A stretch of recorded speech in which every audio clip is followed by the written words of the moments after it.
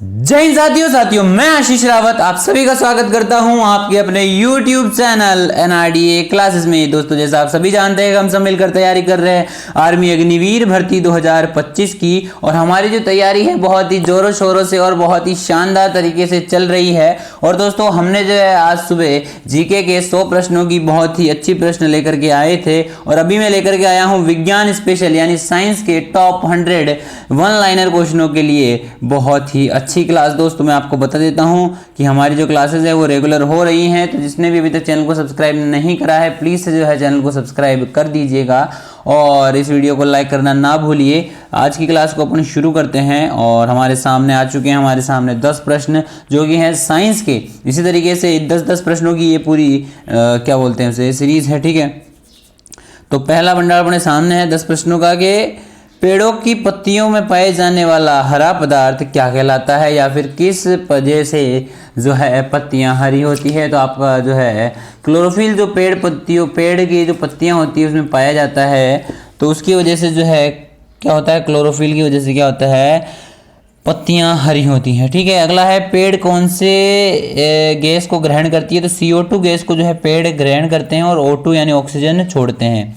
अगला है हीरे का अपवर्तनांक होता है, कितना होता है, 2.47 होता है, ठीक है। अगला प्रश्न हमारी स्क्रीन पर आ चुका है कि पृथ्वी के तल पर गुरुत्वीकरण मान कितना है, कितना होता है, 9.8 प्रति सेकंड होता है। क्या होता है, पृथ्वी पर जो गुरुत्वीय मान यानी कि जी का मान होता है कितना होता है, 9.8 मीटर प्रति सेकंड, ठीक है। अगला है यदि 2 ओम के 5 प्रतिरोध श्रेणीक्रम में जोड़े जाते हैं तो कुल प्रतिरोध कितना हो जाता है, 10 ओम हो जाता है, ठीक है। गुणा करना है सिंपली आपको।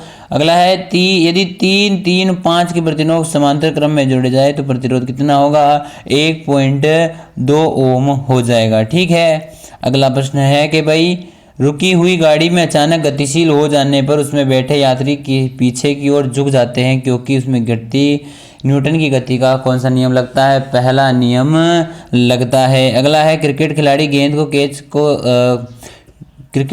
गेंद को कैच करते समय अपने हाथ को थोड़ा सा पीछे खींच लेता है, ये कौन सा है, गति का दूसरा नियम का उदाहरण है। अगला है बंदूक में गोली छोड़ते समय बंदूक का पीछे की ओर हटना, ये उदाहरण है किसका है, न्यूटन की गति के तीसरा नियम क्रिया प्रतिक्रिया नियम का। अगला है घुमावदार रेलवे ट्रैक और घुमावदार सड़कों का बाहरी किनारा उठा हुआ क्यों रखते हैं, क्योंकि उस पर अभिकेंद्री बल प्रदान करने के लिए क्या करते हैं, घुमावदार रेलवे ट्रैक और घुमावदार सड़कों को बाहरी किनारा उठा हुआ रखते हैं, ठीक है। अगला है कार्य करने की दर को क्या कहते हैं, शक्ति कहते हैं। अगला है पृथ्वी पर जी का मान अधिकतम होता है कहाँ पर होता है, ध्रुवों पर जो है जी यानी गुरुत्वाकर्षण का मान अधिकतम होता है। जी का न्यूनतम मान जो है भूमध्य रेखा या विषुवत रेखा पर होता है, अधिकतम ध्रुवों पर, न्यूनतम भूमध्य रेखा पर। अगला है पृथ्वी पर जी का मान शून्य कहाँ पर होता है, तो पृथ्वी का जो केंद्र है वहाँ पर जी का मान शून्य होता है। अगला है जब लिफ्ट ऊपर जाती है तो जी का मान बढ़ता है, जब लिफ्ट ऊपर जाएगी तो जी का मान क्या हो जाएगा, बढ़ेगा। अगला है पृथ्वी अपनी धुरी पर कितनी डिग्री झुकी हुई है, तो 23.5 डिग्री जो है पृथ्वी अपनी धुरी पर झुकी हुई है। अगला है बैरोमीटर का पाठ्यांक जब एकाक के नीचे गिरता है तो उसकी संभावना है कि आंधी आने की, किसकी संभावना होती है, आंधी आने की, धीरे धीरे नीचे गिरता है, ठीक है। किसकी संभावना होती है, बैरोमीटर का पाठ्यांक, जब बैरोमीटर जो होता है उसका पाठ्यांक जब एक नीचे गिरता है तो किसकी संभावना होती है, आंधी आने की संभावनाएं होती हैं। अगला है आनुवंशिकता यूनिट अर्थात जीन कहाँ होते हैं, तो गुणसूत्रों में जो आनुवंशिक का यूनिट यानी जीन गुणसूत्रों में होते हैं। अगला है जीन क्या है, DNA का भाग होता है। अगला है एक जीन एक एंजाइम की अवधारणा का प्रतिपादन किसने किया था, तो बिडेल और टेटम ने जो है एक जीन एक एंजाइम की अवधारणा का प्रतिपादन करा था, ठीक है। अगला प्रश्न हमारी स्क्रीन पर है कि गाड़ियों को पीछे का अगला है कोशिका में पाए जाने वाले आनुवंशिक पदार्थ कौन सा है, तो DNA है। अगला है माता पिता के गुण उनकी संतान में किसके द्वारा स्थानांतरित होते हैं, तो गुणसूत्रों द्वारा जो है माता पिता के गुण उनकी संतान में विकसित स्थानांतरित यानी ट्रांसफर होते हैं। अगला है किस कारण एक माता पिता की सारी संतानें एक समान नहीं होती है, तो आनुवंशिकता, विभाजनता एवं वातावरण की विभिन्नता के कारण जो है माता पिता की सारी संतानें एक समान नहीं होती हैं। अगला है मनुष्य के द्विगुणित क्रोमोसोम की संख्या कितनी होती है, तो 23 जोड़ी क्रोमोसोम जो है मनुष्य में द्विगुणित क्रोमोसोम पाए जाते हैं।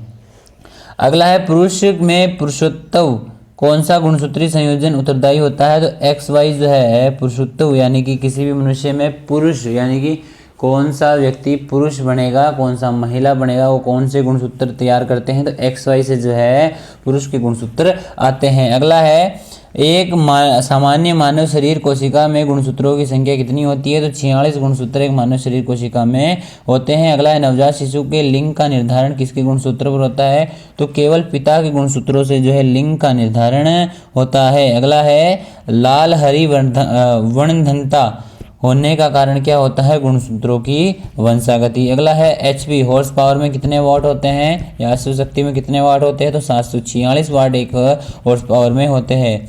1 मील बराबर कितना होता है, 1.6 किलोमीटर या फिर 1600 मीटर। ठीक है। अगला है बिरल में कितने लीटर होते हैं, तो 159 लीटर होते हैं। अगला है तारों की दूरी किस में मापी जाती है, तो प्रकाश वर्ष में जो है तारों की दूरी को मापा जाता है। अगला है सापेक्षता का सिद्धांत किसने दिया था, तो सर अल्बर्ट आइंस्टाइन ने जो है सापेक्षता का सिद्धांत दिया था। किसने दिया था भाई सापेक्षता का सिद्धांत, अल्बर्ट आइंस्टाइन ने जो सापेक्षता का सिद्धांत दिया था। भाई अगला प्रश्न है पदार्थ का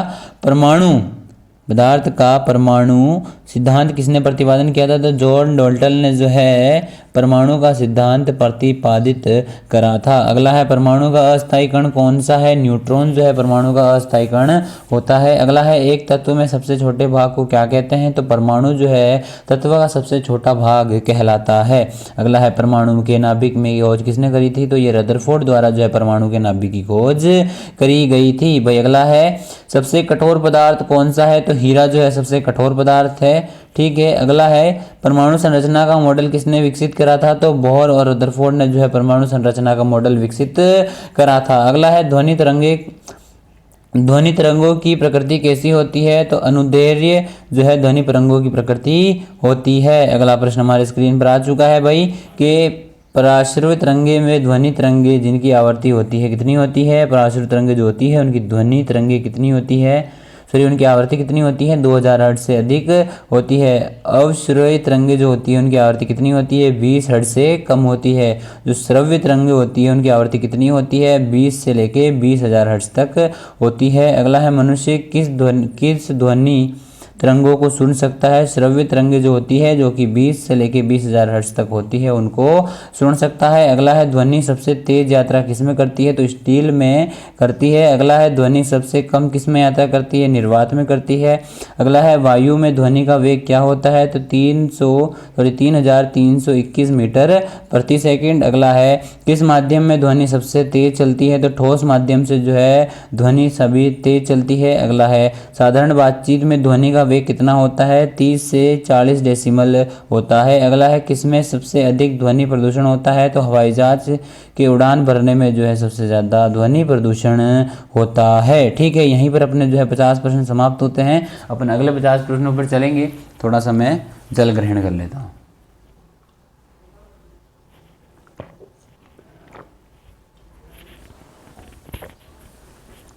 तो यहाँ पर अपने 50 प्रश्न समाप्त हुए। अगले 50 प्रश्नों पर अपन चलने वाले हैं। दोस्तों आप देख रहे होंगे सारे ही जो सीरीज वाइज प्रश्न हैं और टॉपिक वाइज प्रश्न हैं, वन लाइनर प्रश्न हैं। तो जो भी आपको ये अगर वापस से अगर इन सभी के PDF चाहिए तो आप हमारा टेलीग्राम चैनल ज़रूर से ज्वाइन कर लीजिएगा। टेलीग्राम चैनल पर आपको जो इनका PDF मिल जाएगा। ठीक है। तो प्रश्न है भाई अपना, डॉपलर प्रभाव किससे संबंधित है, ध्वनि से। अगला है ध्वनि की तीव्रता को मापने के लिए किसका प्रयोग किया जाता है, तो डेसिबल का प्रयोग करा जाता है। अगला है स्पष्ट प्रतिध्वनि सुनने के लिए न्यूनतम मध्य दूरी कितनी होती है, 1.7 मीटर। अगला है ध्वनि का प्रभाव कान में कितने समय तक रहता है, 1 से 10 सेकंड तक रहता है। अगला स्टेथोस्कोप ध्वनि में किस सिद्धांत पर कार्य करता है? तो परावर्तन के सिद्धांत पर। अगला है कार्य का मात्रक क्या होता है? जूल होता है। अगला प्रकाश वर्ष किसकी इकाई है? दूरी की। अगला है ल्यूमेन किसका मात्रक है? ज्योति फ्लक्स का। अगला है पारसेक किसकी इकाई है? दूरी की। अगला है बल का मात्रक क्या है? पास्कल है। ठीक है। अगला है कैंडला किसका मात्रक है? ज्योति तीव्रता का। अगला है एसआई सिस्टम में लेंस की शक्ति का मात्रक क्या होता है? डायोप्टर होता है। अगला है मात्रकों की अंतर्राष्ट्रीय पद्धति कब लागू की गई थी? 1970 में लागू करी गई थी। अगला है डेसिबल किसे मापने में काम आता है? वातावरण में ध्वनि मापने में डेसिबल काम आता है। अगला है प्रत्येक क्रिया के बराबर व विपरीत दिशा में एक प्रतिक्रिया होती है।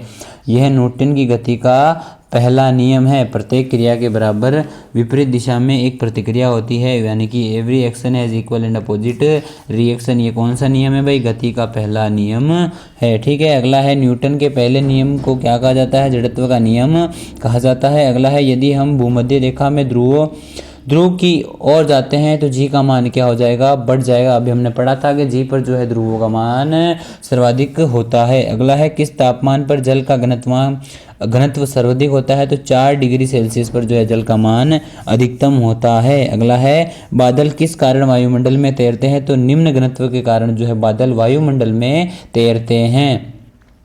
अगला है साबुन के बुलबुले के अंदर दाब होता है वायुमंडलीय दाब से अधिक होता है भाई। ठीक है। अगले प्रश्न पे चलते हैं भाई। तो अगला प्रश्न हमारी स्क्रीन पर आ चुका है कि वायुमंडलीय दाब का मात्रक क्या है? वायुमंडलीय दाब का मात्रक किसमें मात्रक क्या है? तो बैरोमीटर है। ठीक है। अगला प्रश्न हमारे सामने छोटे छोटे कणों से मिलकर बना है जिसे कहते हैं फोटोन। क्या कहते हैं? छोटे छोटे कणों से मिलकर बना होता है उसे क्या कहते हैं? फोटोन कहते हैं। ठीक है भाई। अगला प्रश्न है भाई कि ध्वनि तरंगे किस प्रकार की तरंगे होती है? ध्वनि तरंगे जो है अनुप्रस्थ तरंगे होती हैं। अगला है प्रकाश का वेग होता है कितना होता है? 3 लाख किलोमीटर प्रति सेकंड या फिर 3 × 10⁸ होगा भाई। यहाँ पे 10⁸ मीटर प्रति सेकंड होता है। अगला है प्रकाश का वेग सबसे पहले किसने ज्ञात किया था? तो रोमर ने जो है प्रकाश का वेग सबसे पहले ज्ञात करा था। वेग कितना होता है? 3 लाख किलोमीटर प्रति सेकंड। अगला है सूर्य की किरण को धरती तक पहुंचने में कितना टाइम लगता है? 8 मिनट 18 सेकंड या फिर 500 सेकंड। ठीक है। अगला है चंद्रमा के प्रकाश को धरती पर पहुंचने में कितना टाइम लगता है? तो 1.30 सेकंड जो है चंद्रमा को प्रकाश को धरती पर पहुंचने में टाइम लगता है। अगला है सूर्य ग्रहण कब होता है? जब जब चांद जो होता है सूर्य और पृथ्वी के बीच में आता है तो कौन सा ग्रहण होता है? सूर्य ग्रहण होता है। चंद्र ग्रहण कब होता है? जब पृथ्वी सूर्य और चंद्रमा के बीच में हो जाती है। अगला है चंद्र ग्रहण कब होता है? तो पूर्णिमा के दिन जो है चंद्र ग्रहण होता है। अगला है हीरे का चमकना किसका उदाहरण है? पूर्ण आंतरिक परावर्तन का क्या है? उदाहरण है। अगला है पानी में डूबी हुई लकड़ी या वस्तु मुड़ी हुई दिखाई देती है क्योंकि इसमें क्या होता है? प्रकाश का अपवर्तन होता है। अगला ये सभी प्रकाश का जो प्रभाव होता है उनके उदाहरण है। ये किस वजह से क्या होता है उसके बारे में अपन बात कर रहे हैं। ठीक है। तो इंद्रधनुष का बनना क्या होता है? अपवर्तन और परावर्तन दोनों का ही मिक्सचर होता है। अगला है रेगिस्तान में मृग तक्षण क्यों होता है? पूर्ण आंतरिक परावर्तन के कारण। आपने कई बार पिक्चरों में देखा होगा कि जब कोई बंदा रेगिस्तान में खो जाता है तो उसे पानी की भ्रम होता है, जो भ्रम होता है पानी को, उसी को जो है मृग तक्षणा कहा जाता है। अगला है सूर्योदय और अस्त के समय लाल रंग का दिखना किसका होता है? प्रकाश का परिकिरण का उदाहरण है।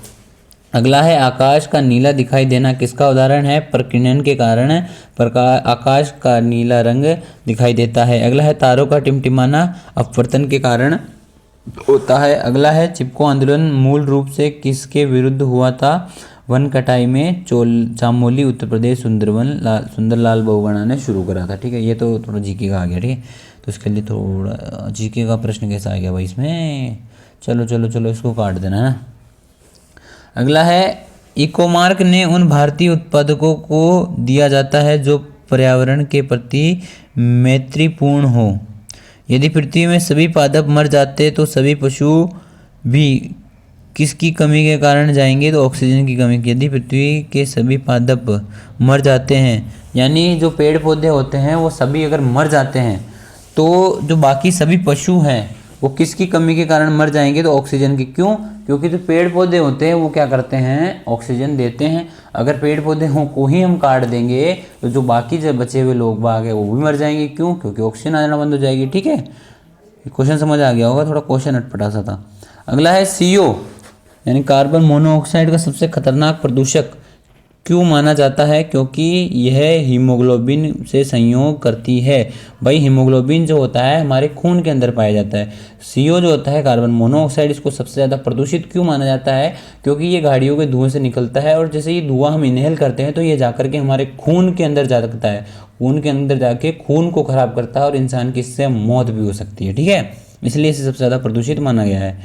मुख्य वायु प्रदूषक कौन है? तो CO कार्बन मोनोऑक्साइड है। कौन सी गैस वायुमंडलीय प्रदूषक नहीं है? तो CO2 जो है वायुमंडलीय प्रदूषक नहीं है क्योंकि ये हमारे द्वारा छोड़ी जाती है। अगला है हरित गृह गैस कौन सी है? तो CFC, CO2 और CH4NO2 हरित लवक गैस है। ठीक है भाई। अगला है भाई हमारे सामने कौन सी गैस पृथ्वी पर हरित गृह प्रभाव यानी जो ग्रीन गैस इफेक्ट होता है उसमें सर्वाधिक योगदान देती है? तो वो होती है CO2 गैस। अगला है कौन सा जय अक्षधारी प्रदूषक है? तो लास्टिक, DDT, पारा आदि जो है जय अक्षधारी प्रदूषक हैं। अगला है लोहे की खानों में काम करने वाले मजदूर को लोहे संतिमेता रोग होने के कारण क्या होता है? सिलिका होता है। अगला है हाइड्रोजन की खोज किसने की थी? तो कैवेंडिश ने जो है क्या करी थी, किसकी खोज करी थी भाई? हाइड्रोजन की खोज करी थी, किसने करी थी भाई? कैवेंडिश ने करी थी। अगला है कौन सा तत्व ब्रह्मांड में सर्वाधिक मात्रा में उपलब्ध है? तो हाइड्रोजन जो है ब्रह्मांड में सर्वाधिक मात्रा में उपलब्ध है।